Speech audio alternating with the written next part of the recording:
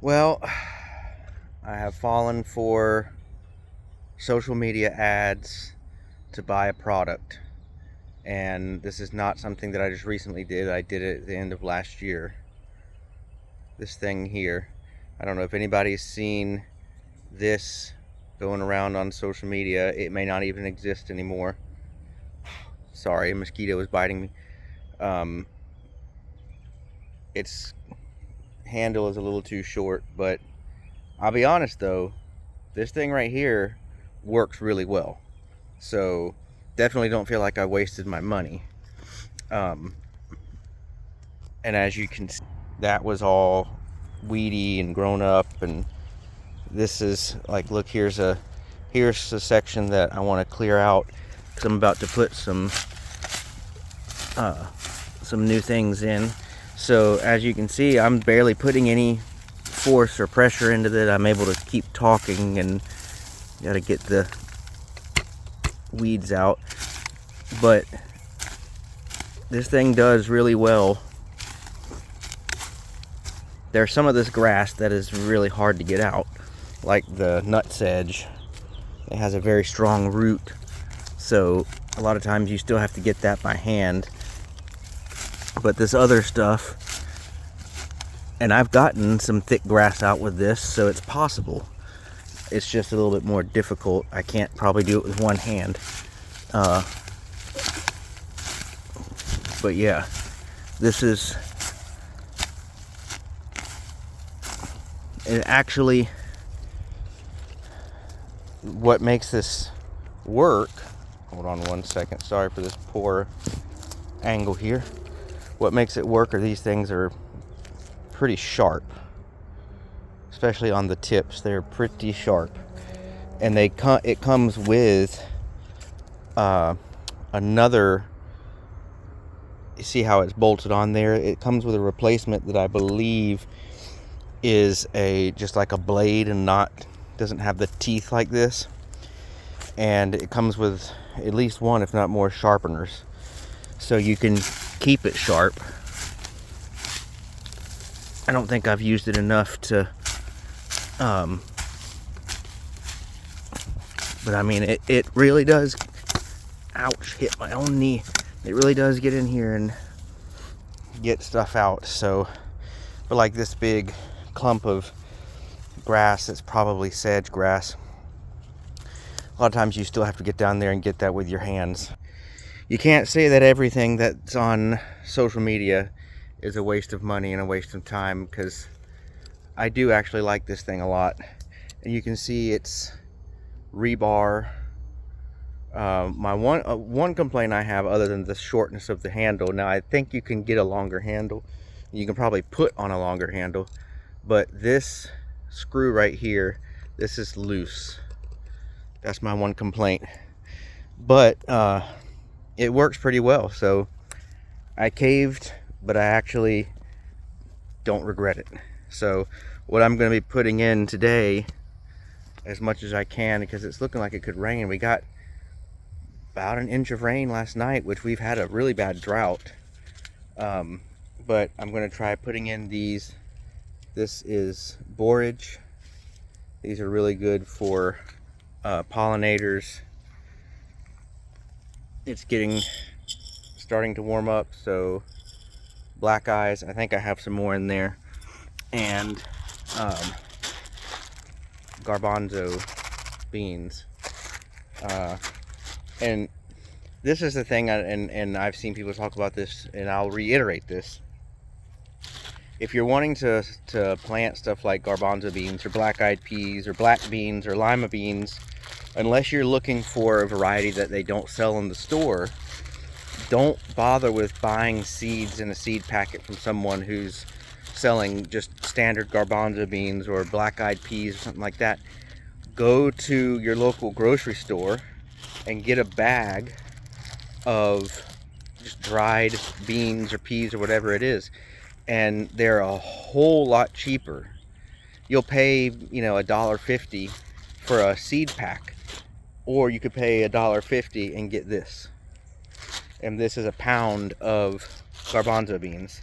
So I'm going to be sticking them all in. I use them for ground cover to help with nitrogen fixation. Look at all these. I thought I had dug all these sweet potatoes out. And if you don't get every last one of them out, this is what's going to happen. Most of the things did okay during the cold. That pigeon pea was dying already. It had run its course. But yeah, the Simpson stopper did really well. It's starting to bloom. It looks really, really good this year. I thought I'd lost this orange tree, but it's put on completely new growth, and it looks thicker than it did before. The sweet almond put on a whole bunch of new growth, so it's coming back. This broccoli over here doesn't care about cold weather, so it doesn't matter if it gets frost or ice or anything. I did cover some of this, like my pineapple guava here. I didn't cover this beautyberry because it went dormant, and it's coming back now. I did cover this holly, this Yaupon holly. The sugar cane went dormant, but now it's coming back. I had, trimmed this mulberry back. Now I'm really disappointed because my mulberry production this year is pathetic. Now with this being an everbearing, I'm going to trim it again and it should produce again. But I mean, it has absolutely been pathetic. That Barbados cherry right there, you can see it starting to grow back from the bottom, but it had all died off. I've got blueberries, which I couldn't believe it, because normally everyone says you got to have 2 bushes at least. Well, I've got blueberries growing on this bush and I don't have 2 bushes, so whatever. And then this is the first time, this is the Florida soap nut, that it looks like I don't know if that's gonna bloom or if that's new branches or what, but I've never seen that before. But this came back really thick and healthy. We had a whole bunch of loquats because this tree has gotten to be monstrous. I need to trim it back. But they started to produce right when it got down to 27 here. It got into the upper 20s for a couple nights in a row. So the tree didn't bother the tree at all, but it killed all the fruit that was on it. So we're not going to get any loquats this year, at least not from this tree. Oh look, there's a ladybug. And this is the other Barbados cherry. I think this one is a goner because I don't see any growth coming out from the bottom. My avocado, this was the green avocado. I think it's toast because it's not coming back. I haven't even tried with this mango. This was just an Alfonso mango. My honey mango tree did come back, or also known as champagne mango. This is the other sweet almond. It's coming back. This tangerine is putting on new growth nicely. This is the one that I ran over with a lawnmower on accident several years ago, and it had to grow from the ground back up. My Tice mulberry is putting out a lot of new growth, but no berries. And I don't know if it's the cold that just shocked them. They had a hurricane the year prior, and then they didn't produce a lot, and then they had a cold this past year. I don't know what the deal is. This is a native mulberry. It's called a red mulberry. And no, the mulberries are not red. The ripe mulberries are still black. But this is a native to Florida mulberry. And you can see all the new growth coming out here. It's got one little berry right there. But yeah, I wanted to try that, see if it does well. This is some mystery citrus I planted back here, and it's still alive but not doing great. This is I think this is a Honeybell tangerine. I think it's a tangerine, I know that. And it's kind of limping along a little bit, but it's doing okay. I always have to check to see. I think these are new leaves here. It really doesn't matter if it's got pushing new growth at the top and the bottom leaves start dying off. That's not a big deal. I had my Hamlin orange tree over here actually did bloom and had an orange on it, but I think something knocked it off, so it's not going to give us any oranges this year. But that should mean that as time goes on, it's gonna produce more, so maybe next year we'll get some. But it's got a bunch of new growth up here at the top, so that means it's getting mature enough. This is a peach tree that a friend of mine gave me, and it actually is making peaches. You can see them. So probably within a month or so, those will be ready to go. The best production I've had mulberry-wise is that Rachel's Best mulberry right there. This is my dwarf Thai, and it's coming back thick, nice foliage, no berries. And I don't understand. This thing was the best producer last year, and it's not producing anything this year. So I don't know. My cherry of the Rio Grande back over there is going to be loaded with cherries soon. It has been a consistently good producer. I want to get more of them. I bought this olive. I don't remember if I've made a video since I've bought this olive tree. And it survived the cold. I covered it up, but it survived the cold, and it's doing well. But yeah, this Rachel's Best mulberry is the only one that's given us berries so far. Not a lot, but it's given us some. You can see there.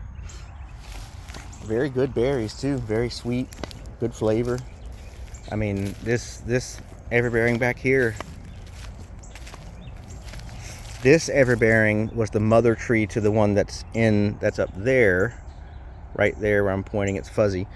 It was from a cutting that I took, but this one, for some reason, I can't get it to make. All the stems are very, very skinny. It never really, like here, this is about the thickest that it's ever gotten.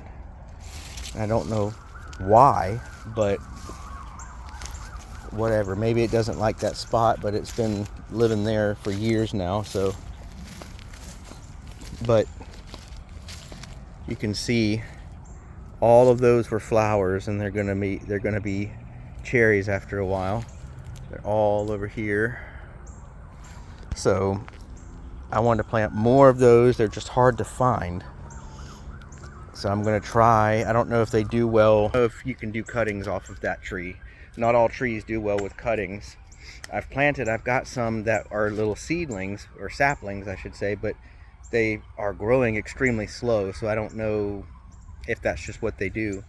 But I was going to do that. I saved seed from last harvest last year, and I had planted them, and I was going to try to graft from this tree onto those, because I really want to plant more of those. I'd love to have just a whole bunch of those to put away, because they have great flavor, and I couldn't cover that because of how big it is, and it barely lost any leaves. It was so cold hardy. And I looked it up because I was afraid I was going to lose it, and it can survive down into the 20s with no problem. So yeah, these are hopping. That right over there is the honey mango that's coming back up. Now that was from a seed, so that's gonna basically reset that. But yeah, anyways, I got some sweet potatoes I had planted in here. I had put some, this is a white sweet potato, and I don't know if this is coming off of that or not. I had put 2 white sweet potatoes in here. I've got an orange one in the house I need to plant slips off of because it's sprouting in the house.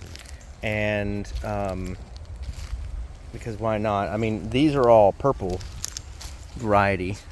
They haven't made fruit really, but I mean, not fruit, but they haven't made many roots. But yeah, so with the garbanzo, let's do the garbanzo beans. With the garbanzo beans, hold on one second, I gotta open the bag. And there'll be a little break in the flow there, but all I'm gonna do is sprinkle a bunch of those down there, and I just kind of stomp them in, because I'm not really doing this to grow anything. I just want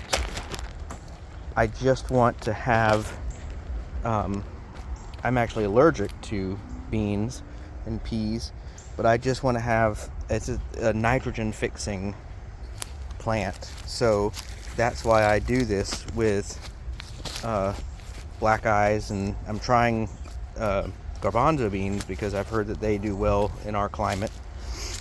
And it's a ground cover, it's a source of nitrogen, and so that's what I'm looking for. Sorry, I'm not a good cameraman. But you could do this better than I'm doing it. You could, dig trenches and, plant it in a row, all proper like, but I'm not doing this, like I said, necessarily for the crops. I'm doing it to get ground cover, nitrogen fixation to help the soil, because I'm always trying to help my soil out here. It's so bad.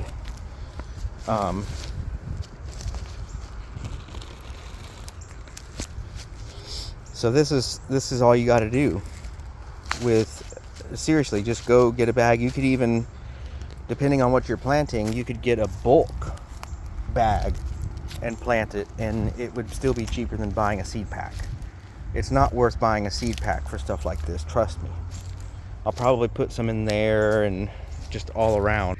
Yeah, that's what I'm doing. I'm going to try planting and getting that borage to sprout. I've tried borage before and didn't have any luck, but the seeds may have been old. So I'm going to try again. These are newer seeds. But anyways, yeah. So there, I haven't been making videos in the garden in a while. So there you go. Nothing a whole bunch has changed.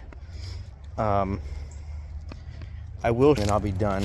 I know I make long videos, but I've had these raised beds, and I added on here and put, these are all strawberries that I had grown from runners last year. I think it's an everbearing variety. They don't make big berries, but they usually produce for a long time, and they're good flavor. And then I put some tomatoes in here. This one is doing well. Haven't gotten a tomato off of it yet, but it's blooming. It looks healthy. These are either yellow pear or they're small orange ones, and I don't remember the name. Garden peach, I think is the name of it, the variety. And then I've got my little rosemary bush over here. He just kind of hangs out there. There's some purslane coming up there. That's edible. But what I'm doing right now is I'm trying to, and I'll probably end up adding on a bed over there, and I'll probably add on a bed. So what I'm doing right now is doing stuff in raised beds that struggle in my soil because of how poor my soil is. So way I can possibly grow some annuals, like tomatoes and stuff like that. Last year I grew some Seminole pumpkins out of that. So they struggle in my soil, and what I'm trying to do is not rely on bringing in a bunch of resources like fertilizers and stuff like that. I'm trying to make it all myself. I got what I usually do in these raised beds is I have to go buy soil, but I mix it with the worm castings that I'm raising, and I've got all of the Mexican sunflower over here that's coming back from the freeze, and I'm going to start making the liquid fertilizer with that. I'm going to start making the microbial solutions and stuff. I'm about to meet with a friend of mine to talk about trying bokashi out here. because my soil it just needs a lot of help. So I'm trying to do it without having to bring in fertilizer and, you know, spend a lot of money. So I'm doing these raised beds temporarily, and then I can phase them out or do whatever with them. So yeah, another thing I'm going to do, and I have to do things in increments, but I want to start planting more natives, especially flowers for my honeybees to have, because I'm really going to start diving into the honeybees, and hopefully that will become a thing for me. So, but anyways, that's all I've got, and that's something that I'm, you know, something that I'm doing out here. Got some garlic and onions that not ready yet, but they're healthy looking. So some of the onions are blooming over there. I'm just letting them go. Yeah. Anyways, thanks for watching, and I will talk to you in the next video.